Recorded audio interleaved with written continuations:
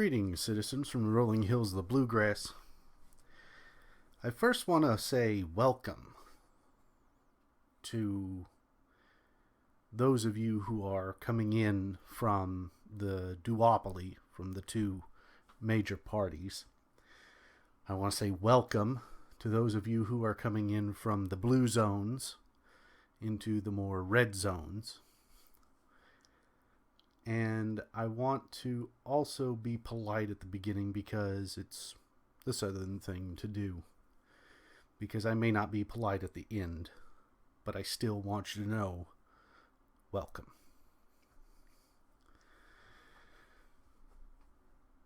So the primary issue right now that I see going on is the fervor of the disaffected, right? The disenfranchised. You've heard that a lot. And I can think back to 2007, 2008, whenever I was like, oh, I've not been living up to my ideals. I've somehow injected some weird combination of things that don't go together. You know, the neocon go get 'em with somehow a little bit of socialism's okay. And you sit back and you kind of go, how do you square those two? How do you make it plumb? The logic there between the two. How do you really get in there and make those two things work together? And so you run around and you're putting Ron Paul stickers on the back of signs so that when someone pulls up to a stop sign, they look across the street and they're like, what is that? And then whenever they go past it, they see a Ron Paul sticker. You're not supposed to do that, by the way. Or you're running around at night putting, Ron Paul signs on the sides of highways at interchanges and everything. Someone jumps out of the truck, runs over, drops it in. Here comes the spotlight, because just of course, there would definitely be a cop right there at the red light at the interstate intersection. Sure enough, of all nights, there's a cop there. Any other night, never there. Right now, looking right at you. Here comes the spotlight.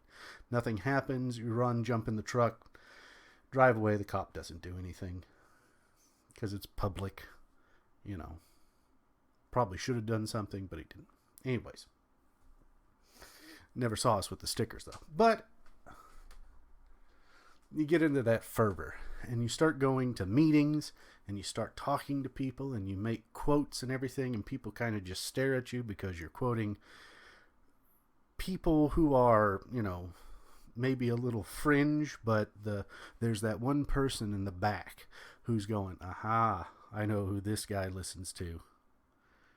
I know exactly who this guy listens to. And you get invited to the big meetings, which is only like 3 or 4 people, because it's a small movement. We're not talking about millions, handfuls of people, but small fish in small ponds, they get to know one another. Well, after the defeat, after that deflation moment, you get a little demoralized. And some people double up their efforts and become even more ingrained. And some shrink back. So that's my first statement to the political refugees coming in. We're not going to be like the states that you're leaving. We're not going to be like the parties you are leaving. We're different. We have a few core values that I would hope most USA libertarians will agree with. The European libertarians, that's a whole nother situation. And there's also that blurring of the lines that's occurring. And I think you'll see more and more of it, because this is where I'm getting at. This is where I might not be quite as polite, and I don't want to go down a path where it sounds like I'm on some kind of purity spiral, but I might be at least on the on-ramp to one. Speaking of interstates. But you got to believe in liberty. And that's why the whole thing that happened with the LP is strange, because it looks like we've got a fracture forming, or maybe it's always been there. The actual party itself, that's the thing. I call myself a libertarian, but I guess you would almost call me a Paulite libertarian, a Ron Paul libertarian. Most of the stuff that I read came from that period. And over the years, you gain, PDF files and books, and you start going back and you really dig into the history. And I love history, as you know, maybe if you've listened to the other videos. Dan Carlin's probably one of the great inspirations for me finally putting a microphone on a desk and talking to you all. And some of the way I phrase things may be the way he would have phrased them, not necessarily in the words, but in the way his cadence, the way he actually voices the words. The dramatic pauses. Because none of this is written down. I'm trying to just speak from what I'm saying. Because again, if you've listened to the other videos, I don't like double work. And I work from inspiration. So I have to be careful that I don't become a drone, which I know I have been at times. But I have to be mindful of that effect. But this purity spiral that we get into, we got to remember that we only have these 3 or 4 core values. Non-aggression principle, leave people alone, to succeed, property rights, and the right to defend yourself, which is kind of inside of the NAP. But I would almost say that needs to be almost put in its own little box alongside that. And the idea of free markets. Those 4, maybe some of them overlap. But it's like those are the 4 core tenets. So to you European libertarians, you e-libs, or Euro-libertarians, who are more socialist in your ideas, realize I do not agree with you. People are not property. You do not own other people's labor. And that's what socialism requires. Now, you call yourselves libertarians because you were the first libertarians. And there is this massive confusion here in the United States where you think, oh, well, we're the first libertarians. And it's like, no. This comes from some other places. There's some ideas. There's some people in the mix. People that I never paid attention to, that some of the younger voices who are more in these anarchist camps, but still call themselves libertarians. They're more in that European vein. Or they're taking those American authors, theorists, activists, who were in those similar European veins. Because it's got to come from somewhere. But where you would call us, the right-leaning libertarians, we're definitely the 1930s revulsion to FDR's monarchical pushes. My grandfather said, as I've said before, we came really close to having a dictator in this country, and he wasn't talking about some fascist right-winger. He was talking about FDR.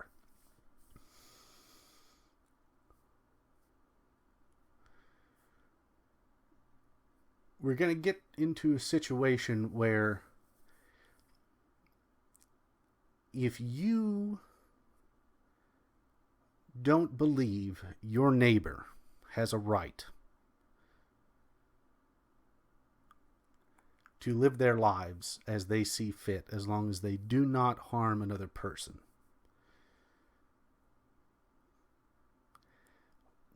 we might not be compatible. There may be some oil and water moments. And this goes for you libertarian socialists, you European libertarians on the left. And it goes to the influx of the disaffected Republicans that are coming in. And this is why, for those who know Dave Gronowski, his show's name is A Neighbor's Choice. And at first that kind of sounds weird, right? It sounds like a weird name. Why would you name your show that? It's because it's really the essence of what we're getting at. And this is something that I've been playing around with, the idea of like inside of every libertarian is an anarchist with their hand on the switch, right? You've heard it, what is it? Michael Malice talks about the difference between an anarchist and a libertarian is 6 months. That's a funny joke, but it's also the big red button that I've heard recently talked about. I like the idea of this little person on the inside going, just give me a reason. Give me an absolute reason, and this thing goes. I pull this switch and we're off. So, your revolt against the oppressive structures in the duopoly, in the blue zones, has forced you out, and you're trying to find a home. Don't be the Huns. Don't be the Romans. People already live here. And you're welcome to come in. Join us. But we were here before you.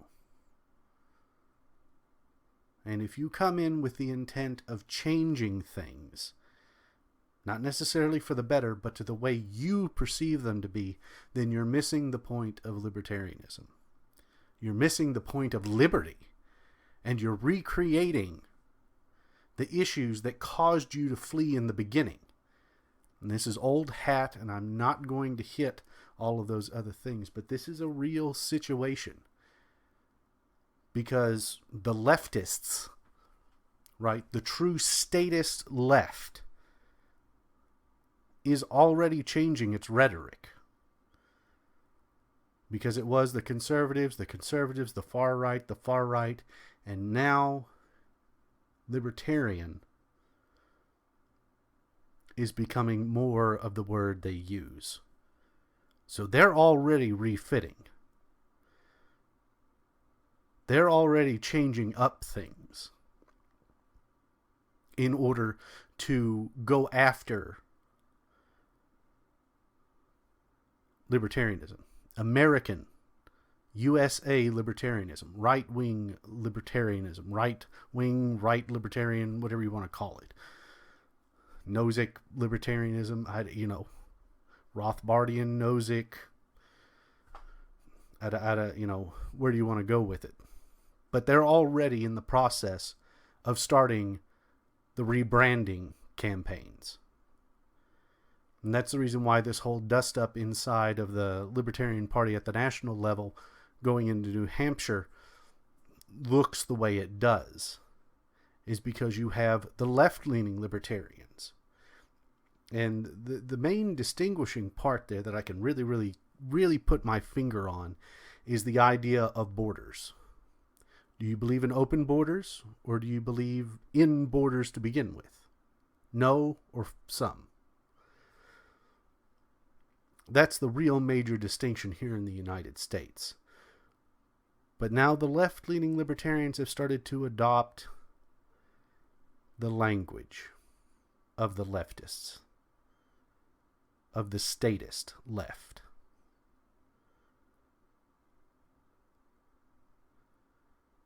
And that's where the major split is coming. So again, welcome. But realize the baggage you're bringing in is going to take all of us with it.